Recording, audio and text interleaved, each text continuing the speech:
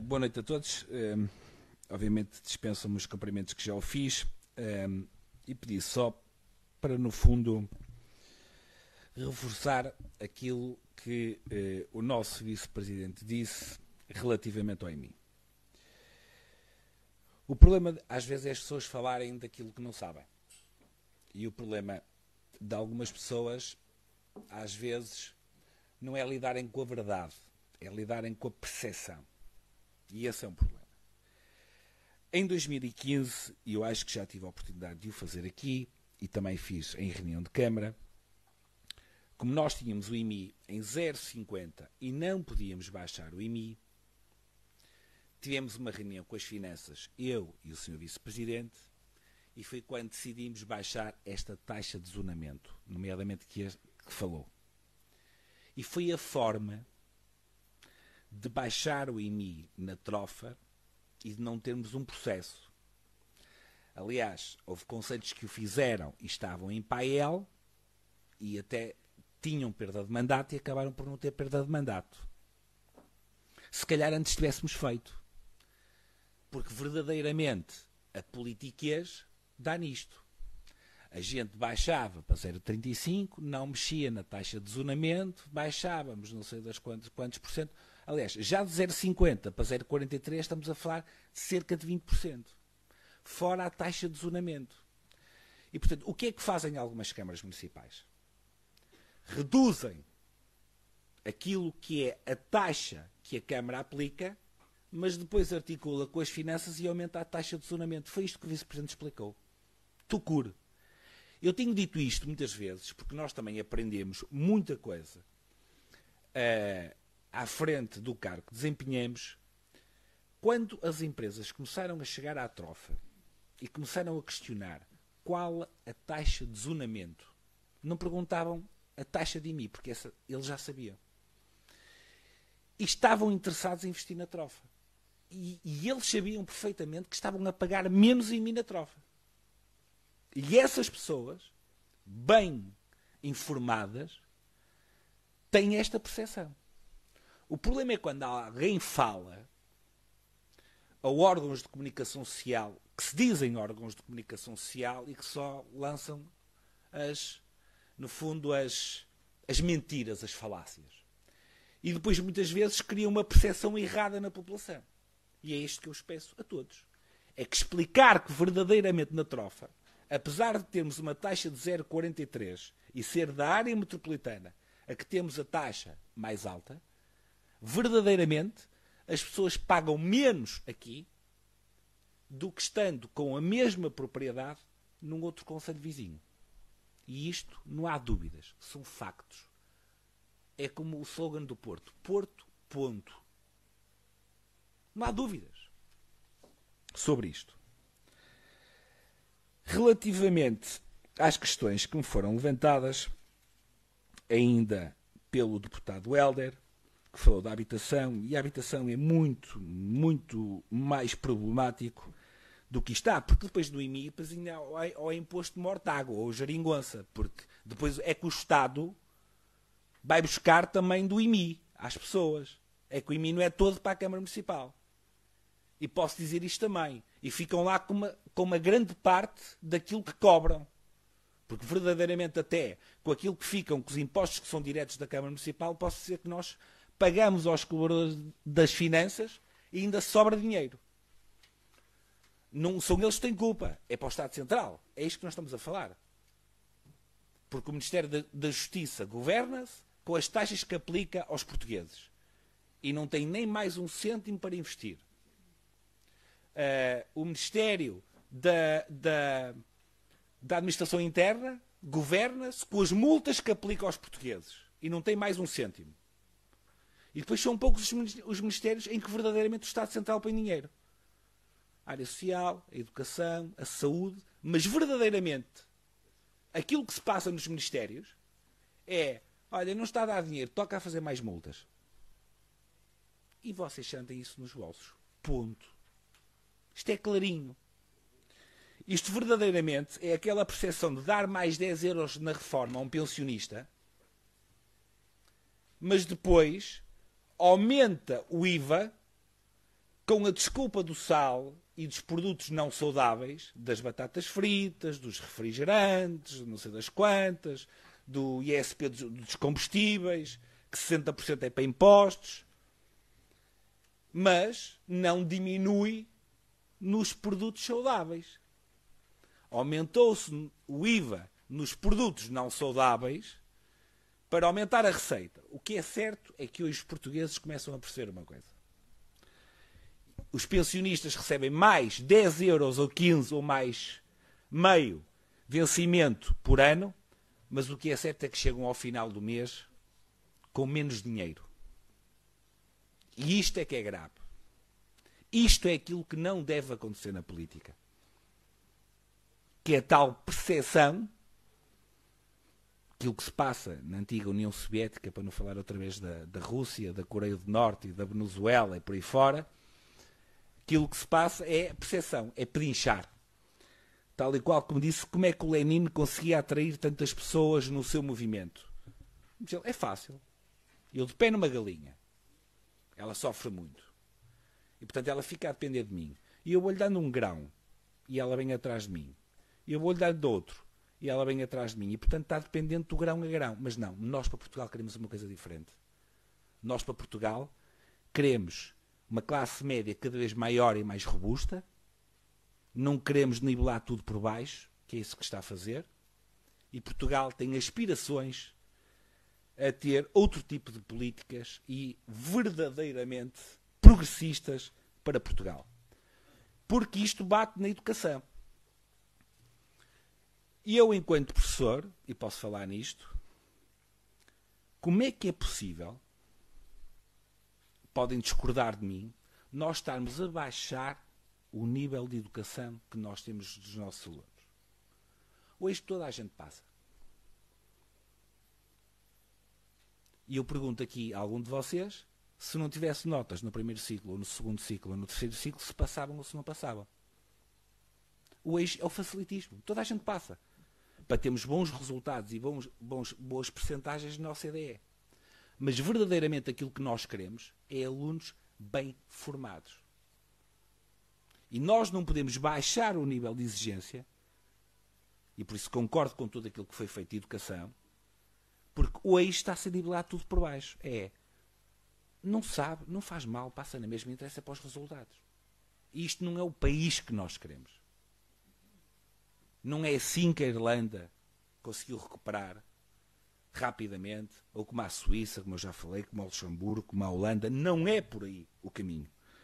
Portanto, o caminho não pode ser dar com uma mão e tirar com duas, ou como diz o velho adágio, e eu só dou um presunto a quem me dá um porco. E verdadeiramente o Estado é isto que faz. Hoje o Estado Central é isto que faz aos portugueses, ostraciza todos os dias aquilo que é a vida dos portugueses. E respondendo ao Hélder sobre a variante, as informações que eu tenho últimas, Hélder, é que a terceira fase da variante está concluída no primeiro trimestre de 2024. Estou a falar daqui a um ano. Inclusive com a rotunda em frente ao interface rodoferroviário da Trofa. Relativamente à ponte, ou à nova travessia sobre o Rio Ave, e que liga a rotunda da Independência até ao Centro dos Perdões, Santana, está em reavaliação financeira. Ou seja, estava previsto X milhões e vai ter que se gastar bem mais conforme os preços que estão ou que são hoje atuais. Espero bem que o concurso seja lançado brevemente e que ainda este ano esteja em obra. E com isto já estou a contabilizar concurso, período de discussão, de reclamações, mais reclamações e com visto do Tribunal de Contas. Portanto, a palavra que eu tenho é esta, das Infraestruturas de Portugal, é que até ao final do ano que temos a obra no terreno sobre a nova travessia sobre o Rio Ave. E isto é PRR. Aliás, a obra maior que está a ser feita neste momento em Portugal, pública, de 32 milhões de euros é a variante à trofa. É a Estrada Nacional 14. A variante à Estrada Nacional 14 à trofa. É o maior projeto do PRR. Relativamente ao deputado Alberto Jorge Fonseca, Centro de Saúde de Santiago Bogato, eu acho que ele já disse tudo. Agora, ele não sabe, é aqui uma coisa que eu soube recentemente ainda hoje. Mais algumas novidades. Uma obra de 2 milhões de euros que está a ser feita há mais de 6 anos. E que está praticamente concluída há 2 anos e meio.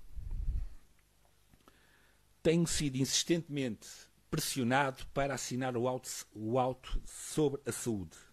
Não é só este o problema do Centro de Santiago Bogato, são outros inerentes, são assistentes operacionais, são assistentes administrativos, são questões do SF, são necessidades que nós, no fundo, detectamos e que nós queremos um melhor serviço para a nossa população, ter uma SF em Alvarelhos e nunca pensar em encerramento, porque é algo que vem sido falado há algum tempo, mas não é essa a indicação que eu tenho, é ter uma unidade de saúde familiar no Centro de Saúde de Alvarelhos e passarmos a ter 2 USFs na cidade e continuarmos com a USF, no fundo, em São Romão de Coronado. E ficamos com o território todo abrangido. Agora eu vou-lhe dizer o que é que falta para a obra ser inaugurada. Umas escadas de emergência. Acredita? Há 2 anos e meio que o Governo está num processo complicado, que eu não sei se as escadas de emergência devem custar mais do que a obra, devem custar para aí 4 ou 5 milhões de euros, e está num processo de contratação de umas escadas de emergência. É só isto que falta para abrir o Centro de Saúde de Santiago Bogado. É lamentável, não é? É isto que nós estamos a falar. É uma vergonha. É uma vergonha. É claro que muitas vezes isto chega ao Primeiro-Ministro, não chega ao Primeiro-Ministro. Ok? É uma vergonha o Estado Central. E quando não tem pessoas competentes nas áreas para desempenhar essas funções. E aqui digo relativamente logo à entidade regional de saúde. Portanto, não faz sentido, isto é uma estupidez e, portanto, não há nem conversações para o auto de recepção da saúde enquanto pelo menos não tiver resolvido a questão do Centro de Saúde de Santiago Bogado, que é lamentável o que se passa com esta situação e com uma obra de mais de 6 anos com cerca de 2 milhões de euros. E passo logo aqui a resposta ao deputado Pedro Ortiga. Vamos colocar os pratos da balança. Passos de Conselho da Trofa. Uma obra que rondou com tudo, e depois já vou trabalhos a mais, que acho que o deputado Pedro Ortiga não sabe, ou então quer enganar relativamente ao que são trabalhos a mais, porque há uma coisa que são, e aqui o engenheiro Vítor Balsinha sabe bem do que é que eu estou a falar, é que uma coisa que são erros e omissões, outra coisa são imprevistos, outra coisa são trabalhos a mais e outra coisa é reequilíbrio financeiro. São coisas completamente distintas. E eu não sei o que é que você... Se for trabalhos a mais, eu digo, respondo só trabalhos a mais. Se for as outras coisas todas, eu também lhe respondo. E isto é público que vai às reuniões de Câmara. E os trabalhos a mais é aquilo... Lá está. É aquela questão do IMI. É a percepção de lançar os trabalhos a mais. Passos de Conselho da Trofa. Uma obra com custos finais, com tudo, 11 milhões de euros, não demorou a fazer 3 anos. Centro de Saúde de Santiago Bogado, 2 milhões de euros, mais 6 anos e ainda continuamos à espera. Praça do Município, uma obra que tem pouco mais de 1 ano e que esperamos inaugurar ainda no mês de abril, mais tardar maio, pouco mais de 1 ano, mais de 4 milhões de euros, Centro de Saúde de Santiago Bogado, mais de 6 anos e ainda estamos à espera de umas escadas de emergência. Mas, comparar a rua Afonso de Albuquerque, que está privada há alguns meses, com aquilo que me vão dizendo, porque eu tenho esta percepção do mercado do bolhão, onde as pessoas foram indemnizadas, e é o único que eu conheço, o mercado do bolhão demorou mais de 5 anos a ser feito, mais de 50 milhões de euros, e onde as pessoas tiveram que sair de lá. E eu agora pergunto-lhe, o deputado Pedro Ortiga é a favor de indemnizações? Mas eu devolvo-lhe a pergunta.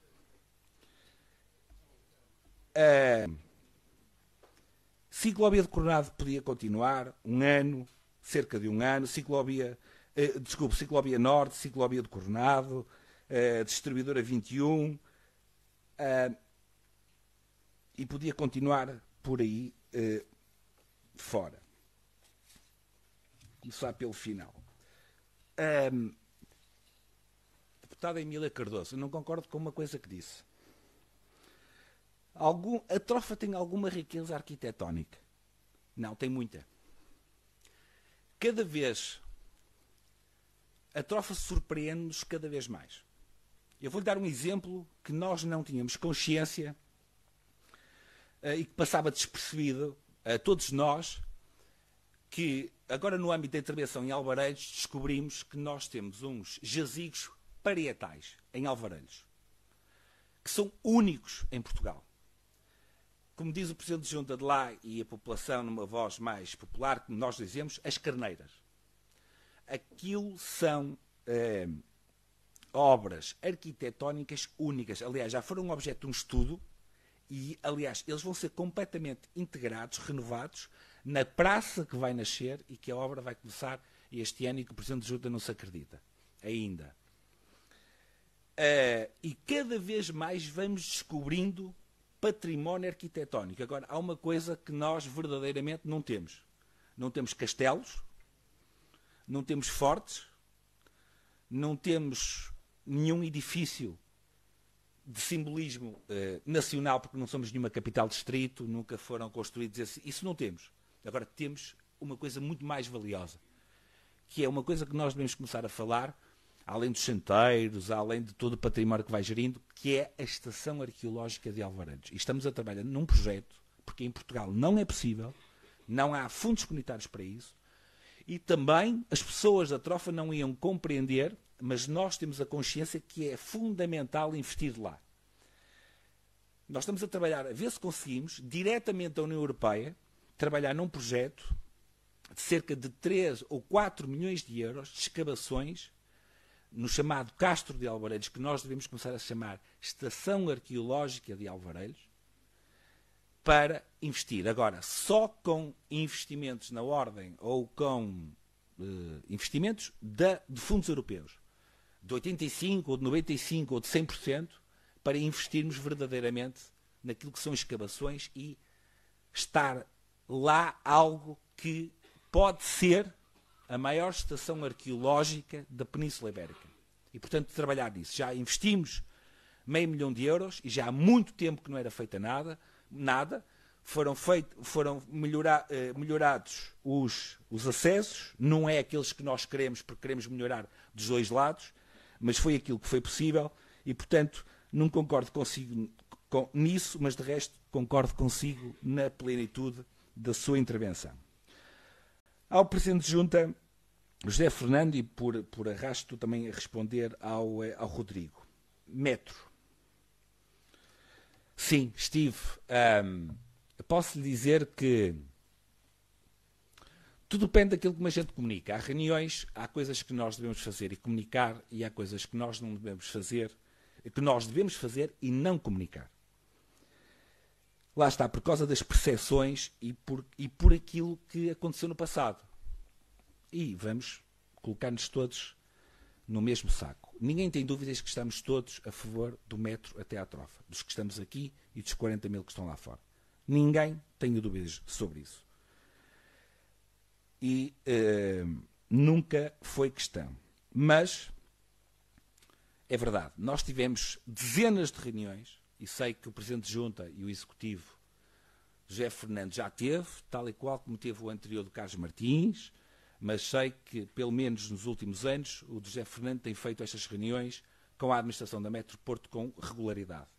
pois nós estávamos a fazer mensalmente. E muitas vezes a chegar e a sair com a mesma resposta e com a mão atrás e outra à frente e sempre cada vez mais confusos. E sempre a insistir. As novidades que eu tenho são estas. As notícias saíram, vocês não viram nada de especial, é verdade. Eu na última sexta-feira estive com um membro do governo, fiz questão de não fazer publicidade disso, não sei como é que o Rodrigo soube que eu ia estar com o ministro, era para estar com o ministro, era para ser o ministro do Ambiente, mas não foi, foi com o secretário de Estado da Mobilidade, de Jorge Delgado. E portanto aquilo que tivemos foi a acertar. E vou-lhe transmitir aquilo que ele transmitiu. Depois, obviamente, que tenho que prestar estas contas com alguma contenção. Que este ano eram lançados os concursos de execução, projeto de execução, e que no final do próximo ano é lançado concurso do metro até à Trofa. Estamos a falar em... não é em duas fases. Estamos a falar que é metro em carril mais BRT, que é aquilo que estão a fazer. Metro em carril até à Serra e depois BRT até ao interface rodoferroviário. O secretário de Estado, de uma forma muito tranquila, porque é que bem tem carril até à Serra e depois é que vai em BRT, porque é que não vai logo em BRT do Esmai até ao interface rodoferroviário? Isso, Sr. Secretário de Estado, por uma questão de justiça. Pelo menos. Porque depois, nós demonstrando que é aquilo que acontece lá fora, porque a diferença é que o metro pode transportar, dependendo do número de carruagens, entre 300 a 500 pessoas. E um BRT transporta 150. E se tiver um volume maior, obviamente, e para não terem a desculpa da viabilidade financeira, como o canal é dedicado, é depois, no fundo, colocar os carris e tudo aquilo que são as catenárias. É isto que nós estamos a falar, vai ser aplicado em Braga, porque depois ia para uma reunião em Braga, vai ser aplicado na Avenida da Boa Vista, é isto que está a acontecer. Mas eu não estou a desculpar relativamente a isso, eu estou a falar que é melhor isto que nada. E disse eu próprio, já aqui numa Assembleia Municipal, que se tivéssemos aceito o metro em via única há uns anos atrás, nós se calhar já tínhamos metro em via dupla hoje. Às vezes o ótimo é inimigo do bom. O ótimo é inimigo do bom. Mas também lhe vou dizer mais, José Fernando e Rodrigo. Porque há uma coisa que se chama resiliência e há outra coisa que se chama coragem. E há outra coisa, não é sem medo, porque medos todos nós temos e medo é sinal de inteligência.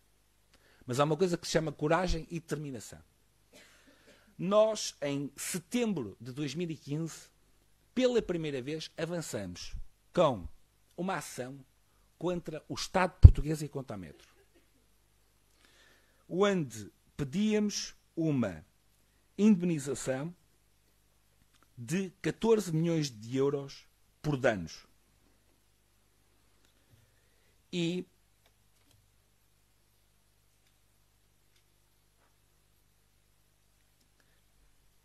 houve uma enorme pressão para nós deixarmos este processo cair.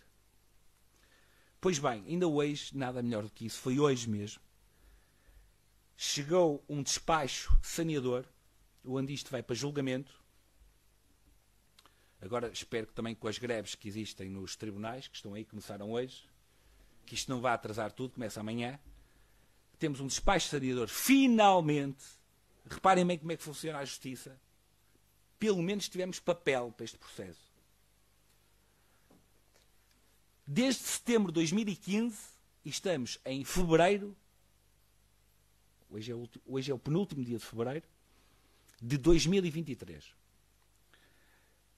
Recebemos um despacho saneador onde vai a tribunal. E não tenham dúvidas nenhumas que foi por muita luta, primeiro, de todos os trofenses, em especial da população do Muro, pela resiliência, mas por muitas atitudes que foram sendo tomadas ao longo do tempo não foi no escurinho da noite, mas foi na surdina, com tranquilidade, fazendo o trabalho, apontando todas as reuniões, o que é que lá vínhamos, fazíamos, e está tudo registado de todo este processo. E, portanto, foi muito trabalho. Não colocámos outdoors a dizer que o metro já estava resolvido.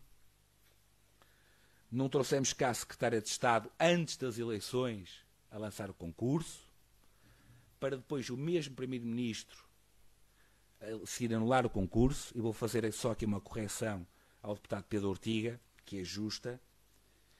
O Pedro Passos Coelho ainda teve uma dignidade maior que você aqui não enalteceu.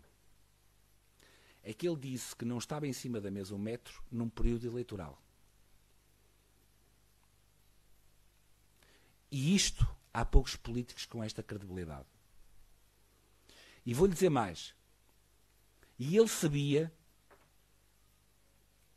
que estava a ser trabalhado com a CCDRN e com o Secretário de Estado, Sérgio Monteiro, e com o Secretário de Estado do Tesouro, um acordo para trazer o metro em carril até à primeira estação do Muro, e onde englobava a Rotunda da Carriça.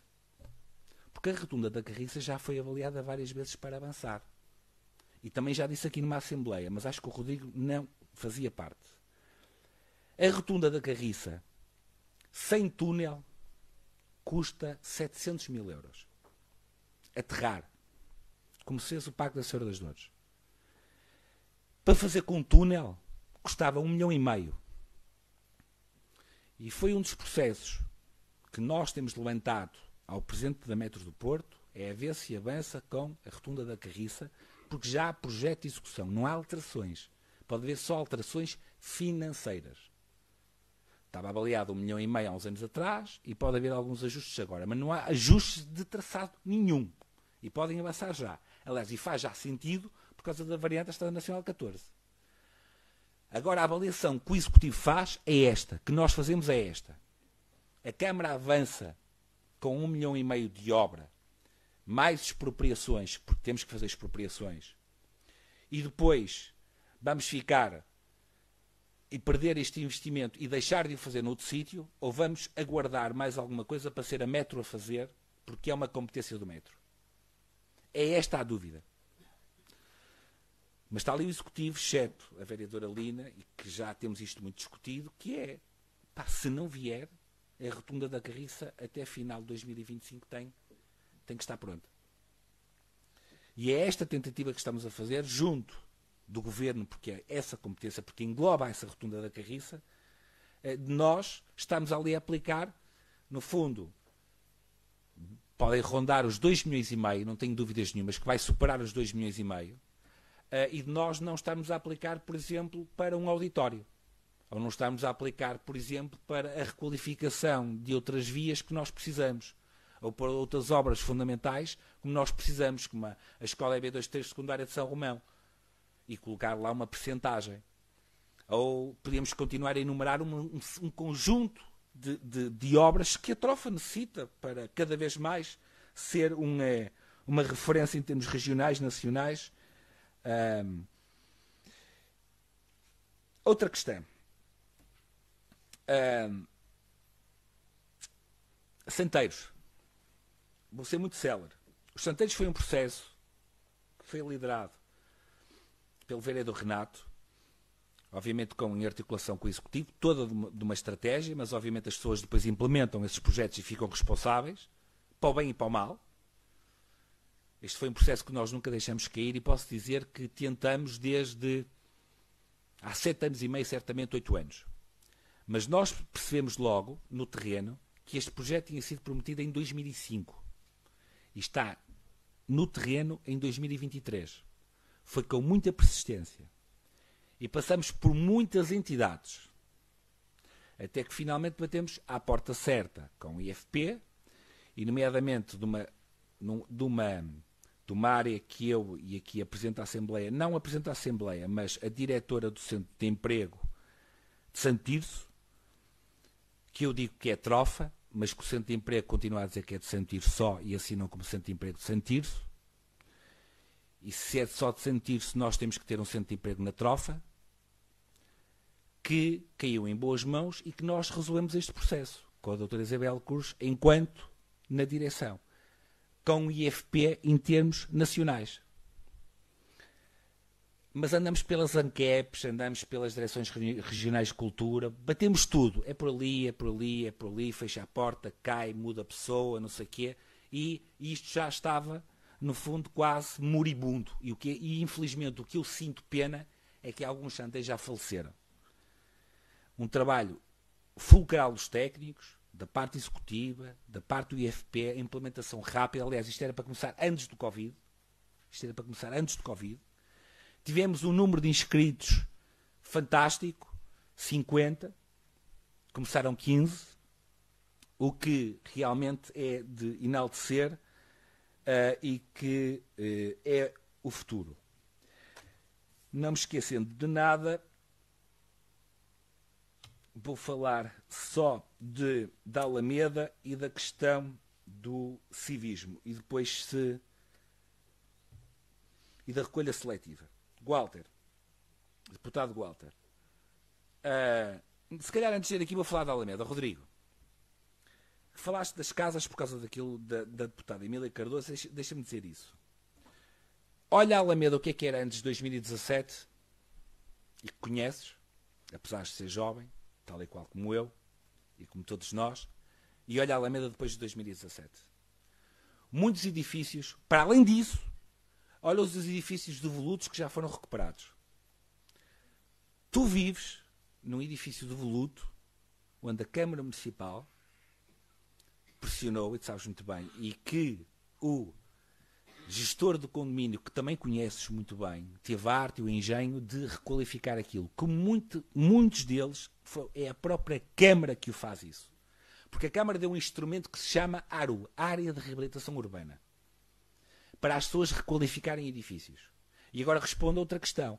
Mas vocês estão a aplicar ou a triplicar o IMI?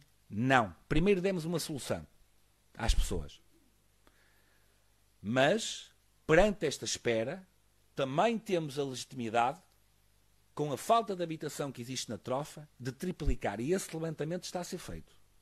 E digo a todos os trofenses, de forma de olhos nos olhos, que já tiveram tempo suficiente com os instrumentos financeiros todos, que não precisavam de ir buscar nenhum dinheiro ao seu bolso, porque o Banco Europeu de Investimento financiava para recuperar os edifícios, quer na ARU de Coronado, quer na ARU da cidade da Trofa. E, portanto, temos legitimidade, como estão a aplicar muitos municípios, a triplicar o IMI a quem não quis fazer.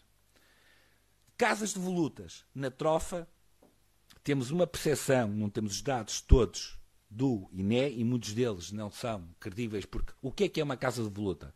Eu posso ter uma percepção, a Maria José outra, a Isabel Cruz outra, o Feliciano outra, todos nós podemos ter uma percepção diferente de uma casa de luta. Portanto, temos que balizar muito bem o que é uma casa de luta. Por exemplo, para o Estado português, uma casa de luta é não habitada, onde não consome água, onde não consome luz. Para nós, uma casa de voluta é diferente. Nós não vamos entrar numa casa de voluta para o Estado Central, onde tem um segundo apartamento aqui na Trofa, onde se calhar não quer alugar a ninguém e é legítimo, porque está à espera que o filho vá para lá, ou que a filha vá para lá, ou que alguma coisa. E essa casa para nós não é de voluta. É de luta aquela que está em risco de queda, que está em ruínas, que está em mau estado, onde não vive ninguém e verdadeiramente está degradada. E esse é o exemplo dessas casas. Agora, nós não nos podemos substituir ao privado e também não podemos comprar tudo. Porque vamos ser sinceros, os investimentos do município da Trofa têm sido enormes nos últimos anos. Além de reduzir dívida, estamos a falar de investimentos enormes. E estamos a aplicar tudo aquilo que podemos ir buscar de fundos comunitários. Relativamente ao deputado Walter, e para terminar, Sr. Presidente, com toda a sua anuência e desde já agradeço, deposição de resíduos, o Walter devia querer dizer abertura de um ecocentro e não no ecoponto. Ecopontos nós temos muitos. Um ecocentro, finalmente conseguimos legalizar o ecocentro. O ecocentro é da Resinorte. já disponibilizamos os serviços da Câmara Municipal para ajudar a recuperar o ecocentro. Inclusive, já disponibilizamos um funcionário da Câmara para ficar a funcionar, porque dizem que não tem, e obviamente que depois esse funcionário é pago, é descontado através dos pagamentos que a Trofa Ambiente faz à Resi Norte. Portanto, nós não temos hipótese de fazer a obra, nós não temos colaboradores, nós fazemos com recursos próprios e nós colocamos o funcionário, mas depois o pagamento do funcionário é subtraído no valor que nós pagamos, no valor por tonelada de aterro, de tonelada em aterro. Relativamente à questão das montureiras, diga uma coisa. Como é que nós conseguimos perceber se o município da Trofa é dos poucos municípios que tem a recolha de monstros gratuito? Foi divulgado N de vezes. E consegue ainda colocarem monstros no monte, nas estradas de engenharia militar, em pleno centro urbano, ao lado dos ecopontos. Mas também temos a percepção de outra coisa, mas isso já sabemos. Como não existe noutros concelhos, e eles estão a vir depositar esses monstros no Concelho da Trofa. E este é um problema que nós não podemos combater. Exceto se tivéssemos câmaras de videovigilância 24 horas a vigiar todas as ruas. Porque não é possível, Walter. Não conseguimos. Não temos recursos para. Agora, há uma coisa que se chama civismo. Ações de sensibilização, nós nas escolas, dezenas delas. Este mês, posso dizer que se foram mais de 10. Porque é preciso percorrer todas e os anos todos. Mas nós isso fazemos muitas vezes. Agora, sensibilização ambiental, idem, aspas. Agora, há outra coisa que eu também queria responder, e é a última. Recolha seletiva em todo o concelho. Falou do município da Maia, que é o município que está mais evoluído do ponto de vista de recolha de resíduos, nomeadamente, obviamente, logo em porta a porta. Agora, posso lhe dizer uma coisa. No investimento para o município da Trofa, eu não sei se neste momento não há fundos para isso. Vamos tentar ver e íamos fazer no fundo, um estudo de caso na zona de Trinaterra, porque até foram pessoas da Maia que vieram para ali. A Resi Norte na altura não alinhou, onde eram recolhidos em X dia o papel, X dia o vidro, X dia o plástico, X dia os indiferenciados, mas o estudo que nós temos é que para o Concelho da Trofa, um investimento destes, além das pessoas pagarem mais, porque na Maia, obviamente que, mas diz, ok, eu pago, eu tenho melhor serviço, ok, ótimo. Porque na Maia a recolha de resíduos é mais cara do que na Trofa, mas nós temos que caminhar por aí, porque depois pagamos em TGR, e a TGR ela vai chegar quase a multiplicar por 500, pelo menos passou de 11 para 22, agora vai passar para 33, vai chegar até aos 55 euros por tonelada só de posição em aterro. E nós só estamos a reciclar cerca de 5%, o que é muito pouco. Agora, estamos a falar do investimento, eu estou a dar números verdes para o Concelho da Trofa e termos isto, logo inicial de 11 milhões de euros. Estou a falar dos passos de concelho. E depois é preciso manter o serviço. E para manter o serviço, o custo é... Estamos num estudo de avaliar custo-benefício, de termos fundos comunitários e de dar esse passo. Perguntam-me, é num futuro próximo? Não é. Isto é preciso muito trabalho para fazer e para dar esse... Não temos dito um não a ninguém relativamente aos ecopontos e a esse investimento e estamos disponíveis sempre para mais. Agora, este é um trabalho que está a ser feito, estamos a trabalhar com um consultor nisso e noutras questões, nomeadamente no saneamento, nas águas residuais, porque neste momento nós, em conjunto com os municípios das Águas do Norte, temos o saneamento mais caro do país. em conjunto com os municípios. E para nós foi um erro ter entrado, na altura, nas águas do Noroeste. E estamos a ver se conseguimos sair. E se compensa pagar o resgate. Este foi um erro que foi cometido pela Trove. E, portanto, e é um estudo muito exaustivo relativamente às compensações, porque os contratos, programas, são muito blindados do ponto de vista jurídico. Obrigado, Sra. Presidente, pela sua paciência e a todos. Obrigado. Muito obrigada, Sr. Presidente.